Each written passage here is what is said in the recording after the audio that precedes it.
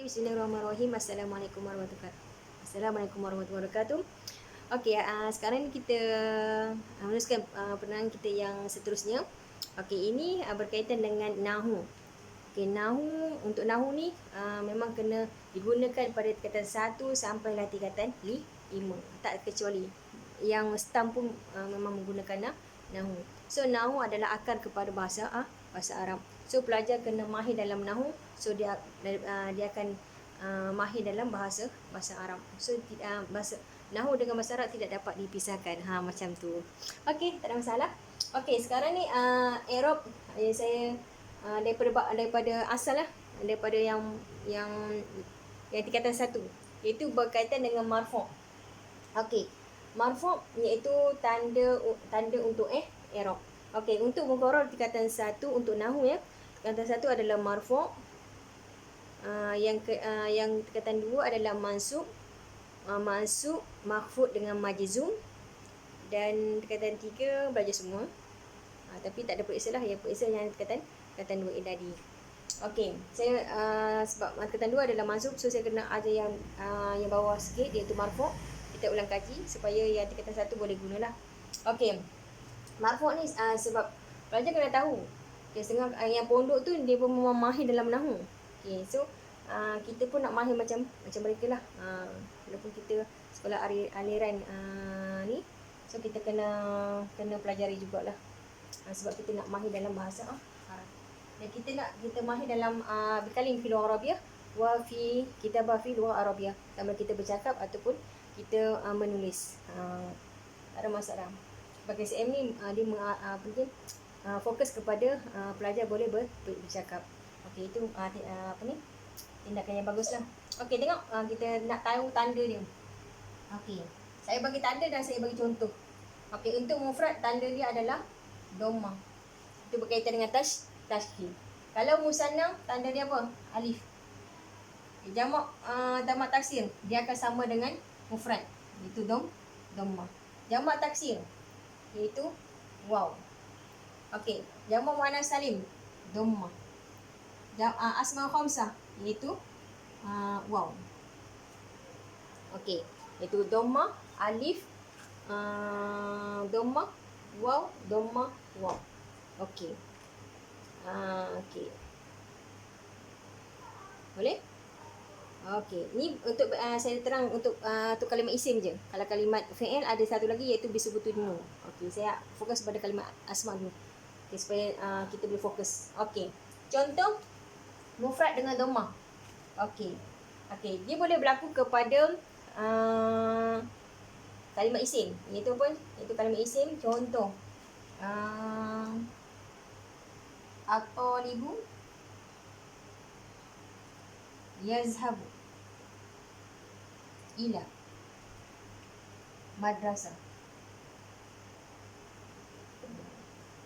Okey, at-talibu yazhabu ila madrasah. 4 perkataan. Saya gabung di antara nahwu dengan bahasa Arab. Okey, at-talibu yazhabu ila madrasah. Okey, at-talibu. Kenapa kita memang baca at-talibu? At-talibu adalah, saya tak tashkil. At-talibu yazhabu ila madrasati. Okey, fokus di sini, kata isi ni. At-talibu. Okey, sebab dia duduk tempat siapa? Tempat mubtada. Apabila kita bermula dengan jamak ismiyah, maka kita akan bertemu dengan mubtada. Okey, mubtada dalam istilah isim, iaitu kita kenal dia dengan alif lam. Okey, at-talibu. Okey, at-talibu, macam mana kita boleh letak at-talibu? Ingat, at-talibu dalam dia duduk tempat. Kita tahu fokus dia duduk di mana, iaitu at-talibu duduk tempat mubtada. Mim tu tanda mubtada. So mubtada dalam keadaan marfu'. Perkara yang kita bincangkan sekarang itu dalam keadaan marfu'. Sekarang marfu' dengan dhammah. Limaza marfu' dengan dhammah? Sebab dia adalah kalimat isim mufrad. Boleh? Sebab dia adalah kalimat isim mufrad. Boleh? Dhammah sebab dia adalah isim mufrad. Okey. Yang paling utama kita tahu perkataan tu duduk tempat siapa. Itu at-talibu duduk tempat mubtada. Yang mubtada dalam keadaan marfu'. Sekarang marfu' dengan dhammah. Sekarang marfu' dengan dhammah sebab apa dia marfu' dengan dhammah? Sebab dia adalah kalimah isim mufrad. At-talibu. Okey. Ataupun saya bagi contoh lain. Bukan contoh lain, saya perkembangkan. Saya tambah. Walaupun didatang dalam keadaan at-talibu al-mujtahiduna. Okey, itu tarakib na'ti. At-talibu al-mujtahidu. At-talibu al-mujtahidu. Okey. Kita kira ni at-talibu mujtahidun ni adalah duduk tempat mubtada. Bukan perkataan at-talibu saja yang duduk tempat mubtada, tapi at-talibu al-mujtahidu duduk tempat mubtada sebab dia adalah tarakib na'ti. So pelajar akan letak buat fil kitabah mislu haza, iaitu alif lam. Ini pun letak ada alif lam. Sebab kalau jumlah yang lebih daripada dua perkataan, maka kata sifat mesti ada alif lam. Okey, at-talibu. Boleh? At-talibu al-mujtahidu. Okey. Saya bagi perkataan yang ni je supaya pelajar boleh melihat perbezaan perkataan. Okey. At-talibu yazhabu ila madrasah. Okey. Contoh yang kedua, saya bagi contoh yang sama tapi tapi saya tukar perkataan, iaitu musanna. Dia dengan alif. Jadi at-talibani, at-talibani, al-mujtahidani. Okey. Kalau at-talibani al-mujtahidani, perkataan yazhabu tu akan jadi yazhabani. So saya mengajar tukar macam mana kita nak menulis. Okey, at-talibani al-mujtahidani yazhabani ila madrasah. Madrasah tu. Okey. At-talibani al-mujtahidani yazhabani ila madrasah. Okey, at-talibani al-mujtahidani. Okey, at-talibani al-mujtahidani, kita ini adalah jumlah ismiyah sebab jumlah ismiyah adalah bermula dengan kata isim. Jadi macam mana kita nak tahu dia tu kata isim? Ada alif lam fil awal kalimat. Okey. Jadi ini at-talibah mujtahidah ni adalah duduk tempat mubtada macam tadilah. Tapi yang bezanya adalah tadi perkataan at-talibu al-mujtahidu. Sekarang ni dia bertukar kepada sebab kita letakkan dia itu musanna. Musanna. Iaitu musanna muzakkar ataupun musanna muannas dengan alif. Jadi kita tengok at-talibani alif, al-mujtahidani. Boleh? Maka dia yang mufrad dengan taskil, kalau musanna dengan alif. Dia beza di antara i'rab dia dengan sama ada dia melalui taskil ataupun melalui huruf. Ini kita belajar masa tingkatan 2 yang bahagian nahwu. Okey, at-talibani mujtahidani. Maka dia dengan alif. Okey, dia marfu' dengan alif. Okey, tempat mubtada dalam marfu' dengan alif sebab dia adalah musanna. Yazhabani, sebab apa yazhabani? Sebab kita bermula jumlah ismiyah, syarat ni adalah fa'il yang akan ikut yang depan. Kalau yang depan tu adalah musanna muzakkar, maka fa'il juga musanna muzakkar. Okey? Okey. Saya tukar yang ni saja. Okey. Tadi saya letak musanna muzakkar. Sekarang saya letak musanna muannas juga dengan alif. Contohnya apa dia? At-talibatani al-mujtahidatani. Okey, apa yang berlaku pada yazhabani tadi? Akan jadi tazhabani. Okey, at-talibatani. So, tolong fokus ya.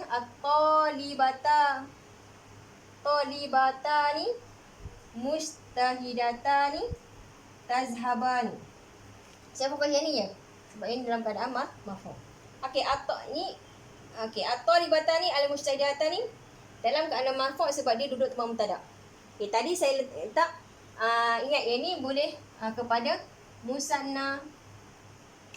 Alif ni untuk musanna muzakkar dengan muannas, untuk lelaki dan untuk perempuan. Boleh? Ini pun untuk muzakkar dengan muzakkar dengan muannas. Tadi saya tak lupa nak bagi untuk perempuan. Okey, at-talibati mujtahidah ni. Okey, dia dengan alif, marfu' dengan alif. Boleh? Okey, jamak taksir. Okey, jamak taksir. Okey, jamak taksir pelajar memang kena hafal. Sebab dia hanya ada kaedah ulama nahwu bagi kaedah hanya clue je. Contoh ada jamak taksir melalui perubahan tashkil, iaitu contoh asadun jadi usudun. Jadi asadun dia hanya asadun kepada usudun. Okey, hanya merubah melalui baris. Ataupun perkataan jamak taksir berubah dengan hilangnya huruf. Contoh kitabun menjadi kepada kutubun. Boleh? Ataupun diubah terus. Contoh imra'atun, seorang perempuan, seorang wanita. So jamak kepada perempuan adalah nisaun. Dia tukar terus daripada perkataan. Ataupun dia tambah kalimat.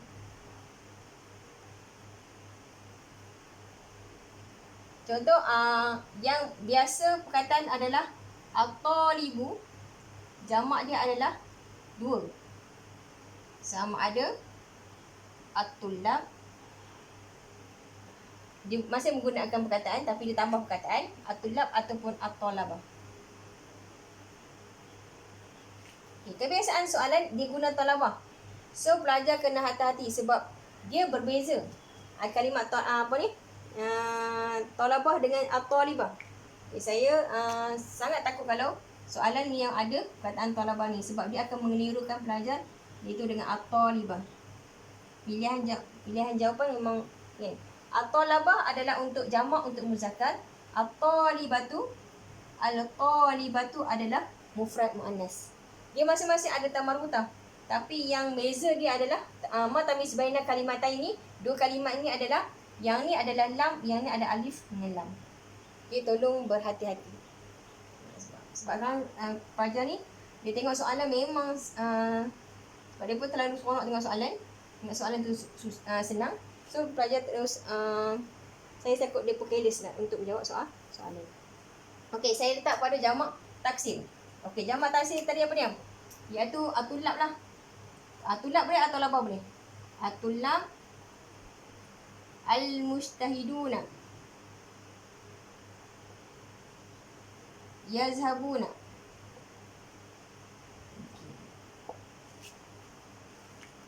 At-tullabu mujtahiduna yazhabuna.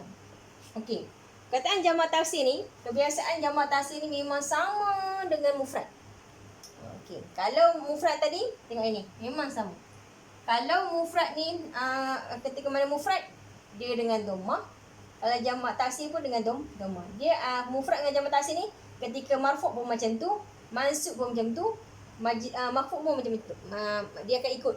Jamak taksir ni akan ikut kepada mufrad. So kalau pelajar nak tahu dia punya jamak taksir, dia punya tanda tengok follow kepada mufrad. So selalunya mufrad ni pelajar senang dapat kan. Jamak taksir ni dia macam sebab pelajar tak kenal jamak taksir. So pelajar saya mengharapkan kalau dalam buku kita belajar jumpa jamak taksir, so pelajar kena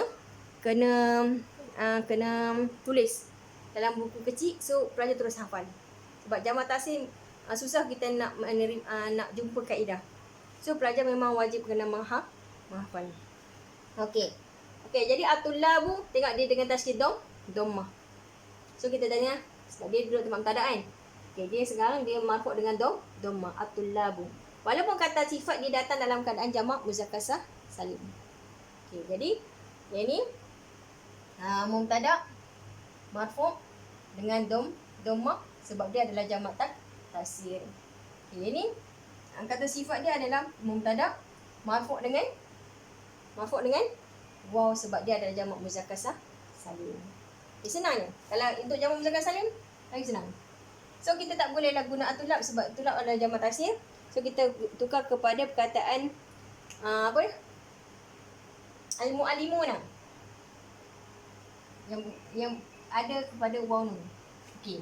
Al-mu'allimuna, al-mujtahiduna, al-mu'allimuna, mujtahiduna yazhabu ila madrasah. Jamak muzakkar salim.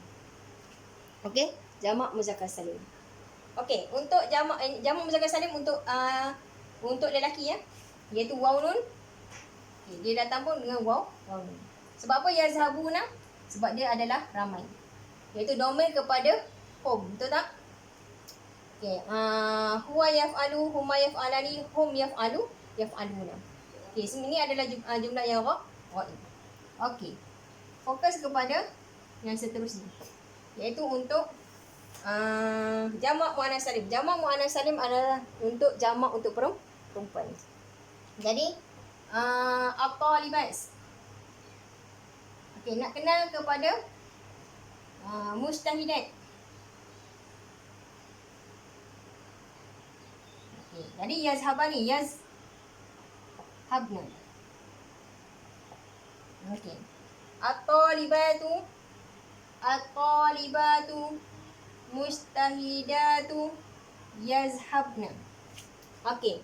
Nak kenal kepada jamak muannas salim iaitu ada alif ta.